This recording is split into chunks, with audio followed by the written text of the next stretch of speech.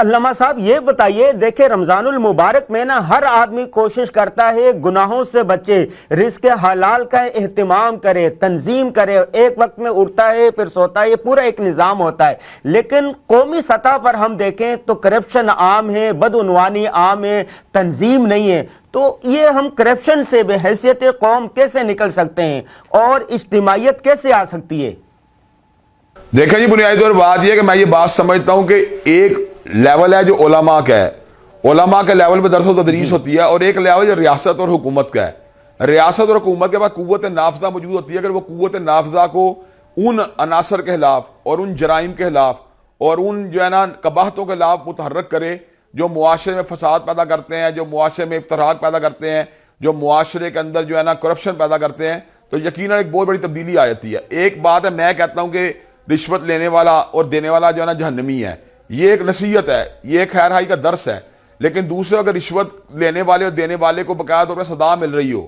تو اس صورت کا جو ہے نا ایک نیا رزلٹ سامنے آئے گا. ایک بات ہے جو میں کہتا ہوں کہ چوری کرنا بڑی بری بات ہے، یا میں بتاتا ہوں کہ اسلام میں چور کے ہاتھ کاٹ دینے چاہیے، لیکن جب ریاست یہ کام کرے گی، ان کو جو ہے نا اکاؤنٹیبل ٹھہرائے گی اور ان کے ہاتھ کاٹے گی، تو پھر اس کا رزلٹ کچھ اور ہوگا. تو میں سمجھتا ہوں جو علماء کا جو دعوت ہے اس کو ریاستی احکامات کے ساتھ جب انٹیگریشن حاصل ہوتی ہے یا مربوط ہوتے ہیں تو معاشروں کے اندر بڑی نمایاں تبدیلی سامنے آتی ہے. اس لیے کہ ممبر و محراب کا کام امر بالمعروف و نہی عن المنکر ہے، اور حدود و تعزیرات کا نفاذ جو ہے حکومت وقت کی ذمہ داری ہے. تو جو قانون اور دعوت جب یہ ایک پیج کے اوپر آ جاتے ہیں تو معاشرے کے اندر خود بخود ایک انقلابی فضا پیدا ہو جاتی ہے. ہم یہ بات سمجھتے ہیں علماء باوجود اپنی کمزوریوں کے، باوجود جو ہے ایک زوال کی کیفیت کے، یا باوجود ایک انحطاط کے، جس حد تک ممکن اپنی ذمہ داریوں کو نبھا رہے ہیں. اب جو ریاست اور حکومت کی ذمہ داری ہے ان کو بھی ادا کرنی چاہیے، اور علماء اور ان کو ایک پیج کے اوپر آ کر منکرات کے خلاف، فواحش کے خلاف اور قباحتوں کے خلاف جو ہے نا ایک پیج پانا چاہیے،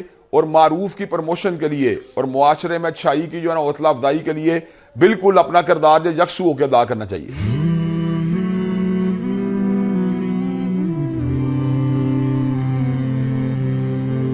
رمضان المبارک کی پر نور ساعتوں میں دیکھیے درسقرآن.com کے یوٹیوب اور فیس بک پر ہلال رمضان، سوشل میڈیا پر سب سے قدیم اور سب سے ریلائبل برانڈ www.درسقرآن.com.